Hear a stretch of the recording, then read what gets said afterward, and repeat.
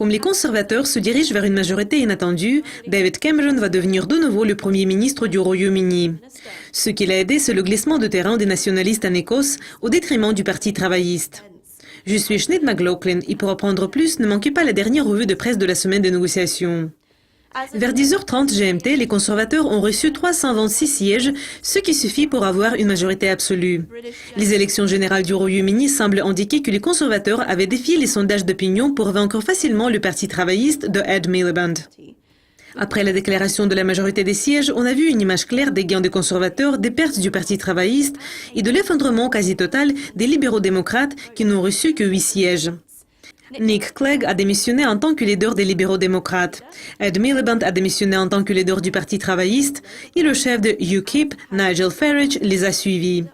Selon un ancien professeur des sciences politiques, tandis que M. Cameron a passé une bonne nuit, je crois que d'une certaine façon, ces problèmes ne font que commencer.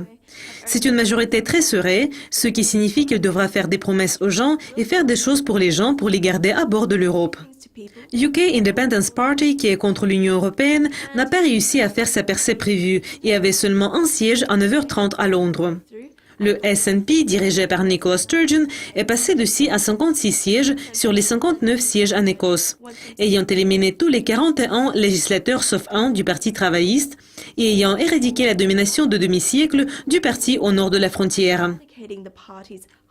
Déjà, l'ex-chef du Parti travailliste, Ed Miliband, a ajouté ayant dit « Cela a été sans doute une nuit très décevante et difficile pour le Parti travailliste. Je suis profondément désolé pour ce qui s'est passé. » La liste des perdants inclut le porte-parole des finances du Parti travailliste, Ed Balls, son porte-parole des affaires étrangères et le stratège en matière des élections, Douglas Alexander, et Jim Murphy, le chef du Parti travailliste écossais. Les pertes des libéraux-démocrates ont touché le secrétaire d'affaires Vince Cable et le secrétaire à l'énergie Ed Davey, qui ont perdu tous les deux au Parti travailliste à Londres. En Écosse, le secrétaire en chef du Trésor Danny Alexander, le ministre d'Affaires Joe Swinson et l'ancien dirigeant Charles Kennedy ont tous perdu. Et David Cameron a déclaré après avoir remporté son propre siège. « Je veux que mon parti, et je l'espère un gouvernement que je souhaite conduire, récupère un étendard que nous ne devrions jamais avoir perdu. L'étendard d'une seule nation, d'un seul Royaume-Uni. Voilà comment j'espère gouverner si je suis assez chanceux pour former un gouvernement au cours des prochains jours. » C'est tout pour cette revue de presse. Merci d'être avec nous et restez à l'écoute. Un très bon week-end à vous.